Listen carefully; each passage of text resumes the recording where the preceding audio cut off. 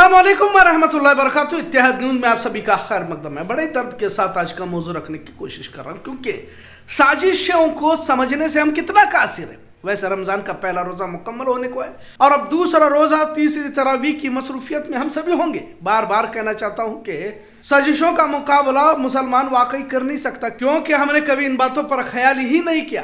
कहाँ दूसरी तरफ गली मोहल्ले में घूम फिर कर एक समाज के खिलाफ नैरेटिव सेट किया जा रहा है, नफरत को फैलाया जा रहा है, फिल्मों ड्रामों के जरिए से एक नस्ल को तैयार किया जा रहा है और जिस समाज के खिलाफ नैरेटिव चलाया जा रहा है उसे ही किसी बात की परवाह नहीं है। खैर, सीधे मौजू पर आते हैं।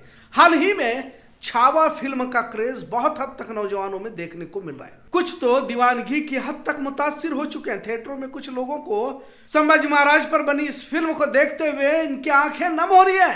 क्या औरंगजेब ने किस हद तक इन पर जुल्म ढाया हुआ है। औरंगजेब आलमगीर को इस फिल्म में जालिम बताया गया और इन्होंने छत्रपति संभाजी महाराज पर जुल्म जबर की इंतहा दिखाई गई है। जब फिल्मों को लाखों लोग देख रहे हैं, गली मोहल्लों में पर्दे लगा लगा कर लोगों को दिखाया जा रहा है, जब छोटे बच्चे से लेकर बुजुर्ग तक एक जहनियत से मुतासिर हो जाते हैं कि एक समाज के लोग किस तरह से जो है इनके पुरखों के साथ ज्यादती की हुई है, तो आने वाले दिनों में किस तरह के हालात हो पाएंगे मैं सोच ही सकते हैं। खैर, कुछ पुरानी बातों का भी जिक्र यहां करूंगा और किस तरह झूठ पर मैं अपनी फिल्में बनाकर एक समाज के बारे में नफरत को मुनज़्ज़म साजिश के साथ कैसे परोसा जा रहा है, अंजाम दिया जा रहा है। इन बातों का जिक्र इसलिए जरूरी है क्योंकि तारीख को बदलने का काम जारी है। मुस्लिम बादशाहों को जालिम और हिंदू विरोधी बताकर देश के माहौल को बदलने की कोशिश की जा रही है ताकि आने वाली नस्ल एक समाज के विरोध में खड़ी हो जाए। और इसी का एक पहलू टीपू सुल्तान को लेकर भी कहा जा सकता है। टीपू सुल्तान को हिंदू विरोधी थे बताएगा। अगर सही तारीख को हम नहीं समझेंगे और आने वाली नस्ल को तारीख के हकाइक नहीं समझाएंगे तो झूठ ही को कल को सच समझा जाएगा और आने वाली नस्ल न सिर्फ मुस्लिम बादशाहों को जालिम करार देगी बल्कि मुसलमानों के खिलाफ पूरे देश में, पूरे मुल्क में खून खराबा किया जा सकता है। और यही साजिश फिरका परस्तों की जानिब से चली जा रही है। पर अफसोस कि मुसलमान आज सहरी और इफ्तारी के अंदर मसरूफ है, वो तारीख देखना ही नहीं चाहता, यहां तक कि इस्लामी तारीख को समझना नहीं चाहता। और जिस तरह की साजिशें चली जा रही है, अक्सरियत समाज में इसकी हिमायत भी इन्हें खुलकर मिल रही है। लिहाजा मुसलमानों को खुद भी अपनी तारीख को समझने की जरूरत है और आने वाली नस्ल को भी आगाह करने की जरूरत है। सिर्फ मुसलमानों को ही नहीं बल्कि देश के हर शहरी को भी सच्चाई को समझने की जरूरत है। छावा शिवाजी महाराज के बेटे संभाजी महाराज पर एक बनी फिल्म है। मुख्तसर आपको तारीखी हकाइक बताने की कोशिश करूंगा जो फिल्मों में नहीं दिखाई गई और वो दिखाना नहीं चाहते। शिवाजी महाराज के बेटे संभाजी महाराज को खुद शिवाजी महाराज ने ही कैद में डाल दिया था, जो फिल्म में नहीं दिखाया गया। एक अहम तारीखी सच्चाई है जिसे फिल्म में नहीं दिखाया गया। इसे भी आप तारीखी किताबों को खंगालने से मालूम होगा। नवभारत टाइम्स में भी इसकी पूरी यानी कि एक रिपोर्ट पेश की गई है। इसकी तारीखी सच्चाई को भी लिखा गया। गनोजी और कान्होजी शिर्के छत्रपति संभाजी महाराज की बीवी येसुबाई के भाई थे, यानी कि बहनोई।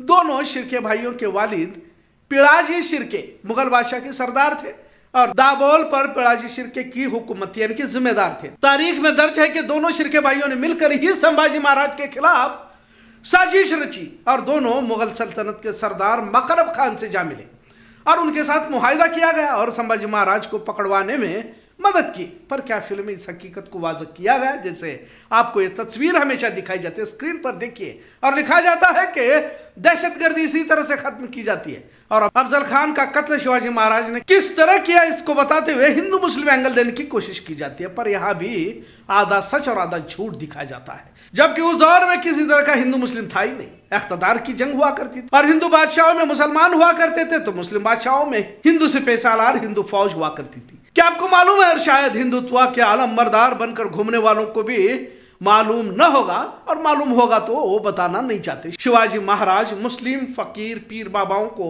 बहुत ज्यादा इज्जत रिस्पेक्ट दिया करते थे। कहा जाता है कि अक्सर शिवाजी महाराज केळशी गांव के याकूत बाबा को मिलने जाते थे। तारीखदान खाफी खान लिखते हैं कि शिवाजी महाराज के दौर में उनके फौजियों को एक सख्त कानून बताया जाता था कि जहां भी किसी भी जगह पर किला फतह करने जाते थे, किसी गांव पर हमले होते तो मस्जिद, कुरान और खवातीनों की हिफाजत का हुक्म शिवाजी महाराज की जानिब से दिया जाता था। एक बार फिर इस तस्वीर को देखिए जो अक्सर शहर गांव के माहौल को आलूदा बनाने के लिए दिखाई जाती है या फिर गांव के आगे लगाई जाती है। अफजल खान जो आदिल शाही सल्तनत के सिपहसालार थे, पर इस बात को हमेशा छिपाया जाता है कि अफजल खान के एडवाइजर कृष्ण मूर्ति भास्कर कुलकर्णी था और इसकी भी गर्दन उड़ा दी गई थी। और जिस लोहे के नाखून का जिक्र बार बार होता है, उस नाखून को शिवाजी महाराज को देने वाला उन्हीं का मुस्लिम फौजी रुस्तम जमाल था। पर इन्हें गोदी मीडिया या नफरती गिरोह कभी नहीं बताएंगे। खैर, अब एक और बात आपके सामने रखना जरूरी समझूंगा। अब हिंदुत्व के अलंबरदार समझे जाने वाले सावरकर और गोलवलकर ने भी संभाजी महाराज को हुकूमत करने के लिए नाकारा और शराबी कहा था, और इसकी दलील मौजूद है। आप स्क्रीन पर भी कुछ तस्वीरें देख सकते हैं। तारीखी किताबों में और भी दर्ज है, जिसे मैं यहां दोहराना नहीं चाहता। पर आज के मौजू के पीछे का मकसद कुछ और है। किस तरह झूठ को परोसा जाता है, मौजूदा दौर में किस तरह एक कहानी को पेश करते हुए सिर्फ मुआफिक पहलुओं को ही और जरूरत पड़े तो झूठ के जरिए माहौल को बनाने की कोशिश की जाती है। इन बातों का जिक्र इसलिए करना पड़ता है कि क्योंकि तारीख की सच्चाई को जानने का शौक इस दौर की नस्ल को नहीं है, और खासकर उम्मत के नौजवानों में तो बिल्कुल नहीं है। इसी तरह से चारों सिमत से जहनी हमले, झूठ का तूफान आपके सामने लाया जा रहा है, और देश भर में एक समाज के खिलाफ नफरती आंधी को खड़ा करने की कोशिश जारी है। जब इंतहा को पहुंचेंगी तो नतीजे क्या हो सकते हैं, और खासकर मुस्लिम समाज जिसे सिर्फ दुनिया कमाने की और दीन को महज एक महदूद दायरे में सिमटने की आदत पड़ी हुई है, क्या इस तूफान का मुकाबला किया जा सकता है? और वैसे भी तमाम सरकारी, गैर सरकारी, अदलिया, इंतजाम सभी कुछ तो फिरका परस्ती की नजर हो चुका है।